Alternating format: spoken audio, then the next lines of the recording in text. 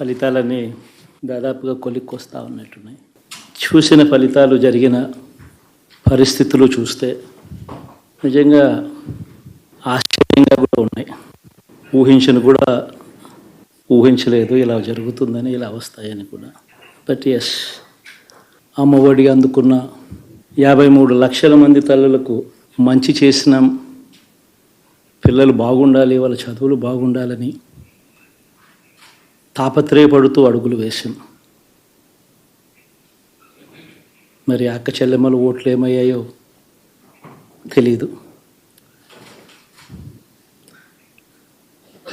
66 లక్షల మంది అవ్వాతాతలకు, వితంతులకు, వికలాంగులకు గతంలో ఎప్పుడు జరగని విధంగా మంచి చేశాం. వారి కష్టాల్లో తోడుగా ఉంటూ, వారి కష్టాన్ని అర్థం చేసుకుంటూ, వారి ఇంటికే పంపించే వ్యవస్థను సైతం తీసుకొస్తూ, గతంలో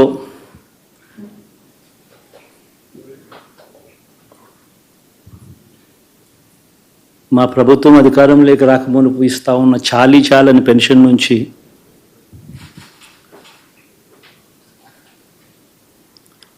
ఎంతో మంచి చేస్తూ అడుగులు వేసినా కూడా ఆ అవ్వాతాతలు చూపిన ఆప్యాయత ఏమైందో కూడా తెలియడం లేదు. దాదాపుగా 1,05,00,000 మందికి, పొదుపు సంఘాల అక్క చెల్లెమ్మలకు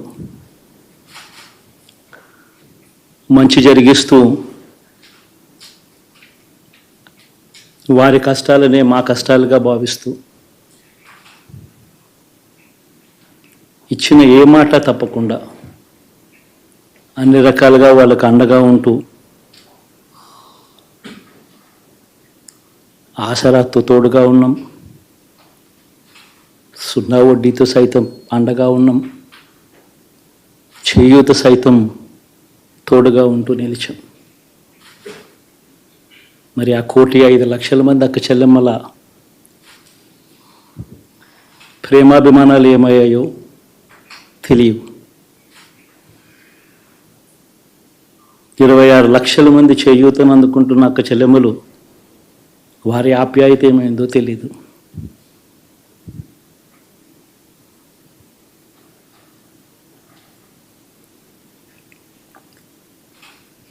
పిల్లల చదువుల కోసం ఏ తల్లి ఏ తండ్రి ఇబ్బంది పడకూడదు అని మొట్టమొదటిసారిగా పూర్తి ఫీజులు ఇస్తూ తీసుకొచ్చి అందగా నిలిచాం.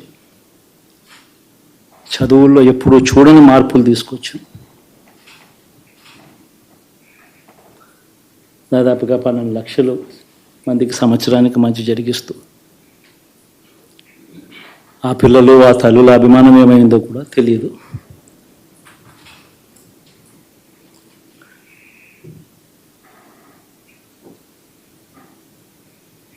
దాదాపుగా 54 లక్షల మంది రైతన్నలకు గతంలో ఎప్పుడూ చూడని విధంగా, జరగని విధంగా పెట్టుబడికి సహాయంగా అందించే కార్యక్రమం మొట్టమొదటిగా జరిగింది మన ప్రభుత్వం వచ్చాకే.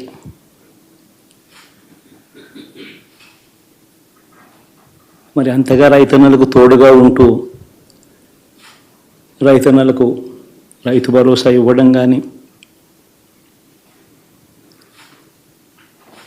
సమయానికే వారికి ఇన్పుట్ సబ్సిడీ ఎప్పుడు జరగని విధంగా సీజన్ ముగిసేలోగానే ఇచ్చే కార్యక్రమం కానీ,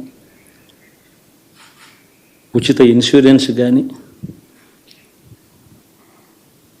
పగటిపూట 9 గంటలు ఇచ్చే కార్యక్రమం కానీ, ఉచిత విద్యుత్ ఇచ్చే కార్యక్రమం కానీ, మరి 1/2 కోటి మంది రైతన్నల ప్రేమ ఏమైందో తెలియదు.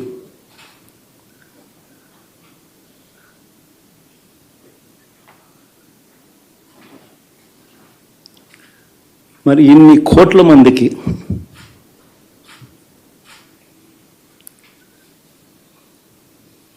పేదవాడికి తోడుగా ఉంటూ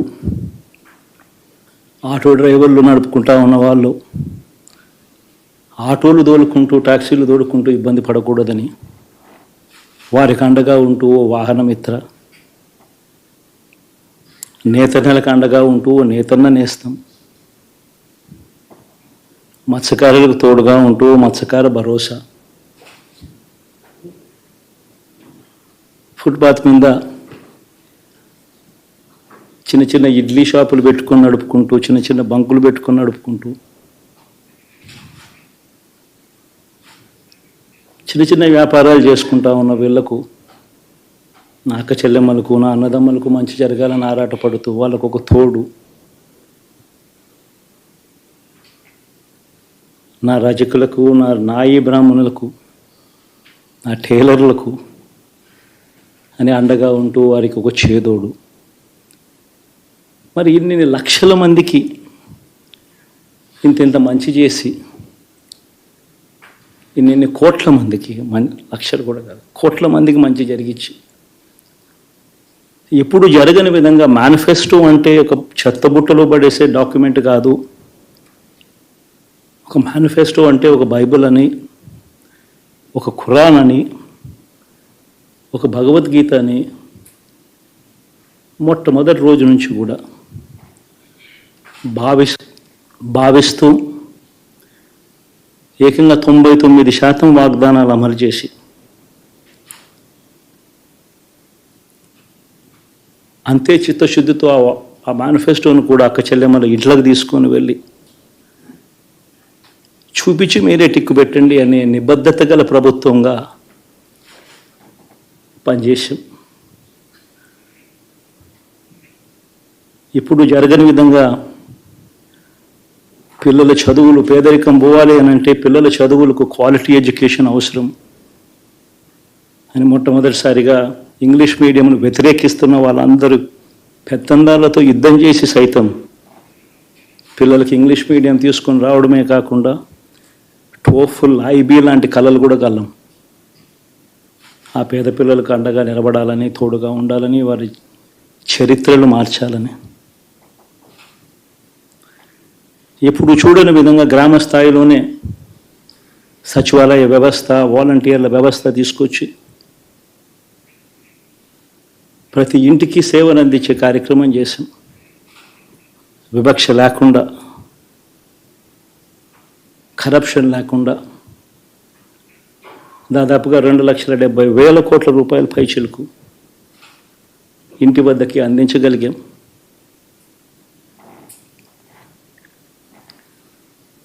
ఇప్పుడు చూడని మార్పులు తీసుకురావడమే కాకుండా ఒక చదువుల రంగం అయితేనేమి, ఒక విద్యారంగం, ఒక వ్యవసాయ రంగం అయితేనేమి, ఒక వైద్య రంగం అయితేనేమి, ఏ పేదవాడు ఎప్పుడూ ఇబ్బంది పడకూడదు అని ఎప్పుడు ఊహించని విధంగా మార్పులు తీసుకొస్తూ పేదవాడికి అండగా నిలబడగలిగాం.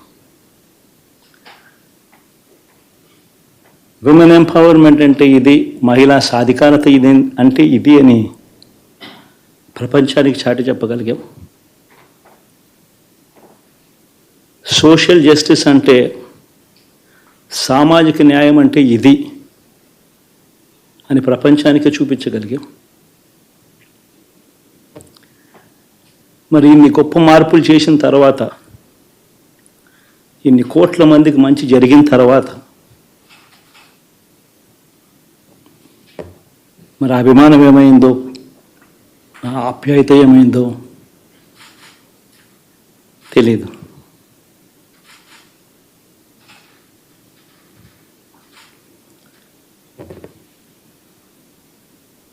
ఎవరో మోసం చేశారు, ఎవరో అన్యాయం చేశారు అని చెప్పి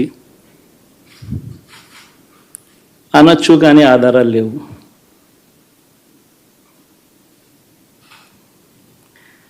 ఏం జరిగిందో దేవుడికి తెలుసు. పెద్ద నేనైతే చేయగలిగింది ఏమీ లేదు. ప్రజల తీర్పు తీసుకుంటాం, కానీ మంచి చేయడానికి మాత్రం ప్రజలకు తోడుగా ఖచ్చితంగా ఉంటాం. వాయిస్ ఆఫ్ ది వాయిస్లెస్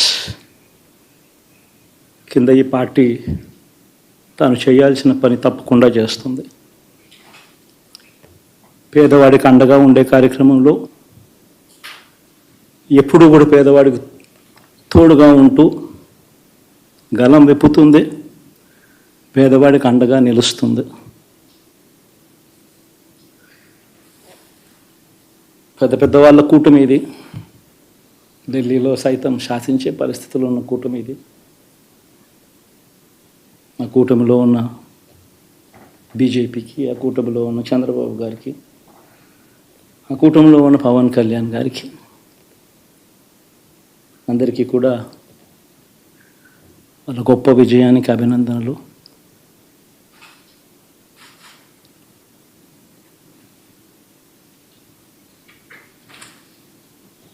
ఓడిపోయినా కూడా నా ప్రతి కష్టంలో కూడా తోడుగా అండగా నిలబడిన నా ప్రతి నాయకుడికి, ప్రతి కార్యకర్తకు, ప్రతి వాలంటీర్కు, ప్రతి ఇంట్లో నుంచి వచ్చిన ప్రతి స్టార్ క్యాంపెయినర్గా నాకు తోడుగా నిలబడిన నా అక్క చెల్లెమ్మలకు, అన్నదమ్ములకు,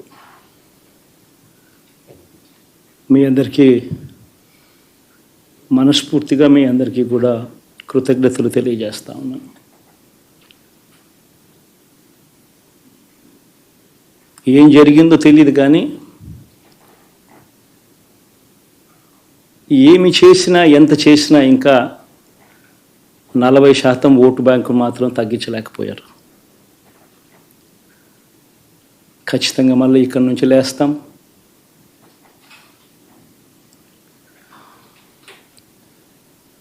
మళ్ళీ ఇక్కడి నుంచి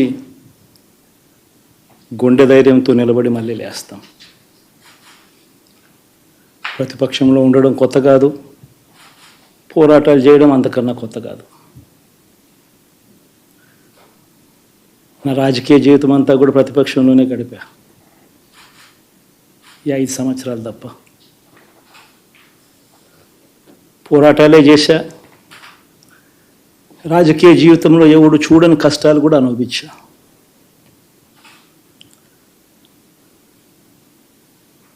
ఇప్పుడు అంతకన్నా కష్టాలు ఏదైనా పెట్టినా కూడా సిద్ధంగా ఉన్నాం, సిద్ధంగా ఎదుర్కొంటాం. ఆల్ ది వెరీ బెస్ట్ గవర్నమెంట్లోకి వచ్చిన వాళ్ళకు. Thank you. ఇప్పుడు ఆపరేషన్ లేకుండానే మోకాళ్లకు ప్లాస్మా ట్రీట్మెంట్. మీ ఆర్థోపెడిక్ సమస్యలన్నిటికీ రోబోటిక్ టెక్నాలజీ ద్వారా తక్కువ ఖర్చుతో శాశ్వత పరిష్కారం. Free consultation. ప్రతి ట్రీట్మెంట్ పై 20% డిస్కౌంట్. ఈ ఆఫర్ కొద్ది రోజులు మాత్రమే. త్వరపడండి. V9 hospitals 9281465842.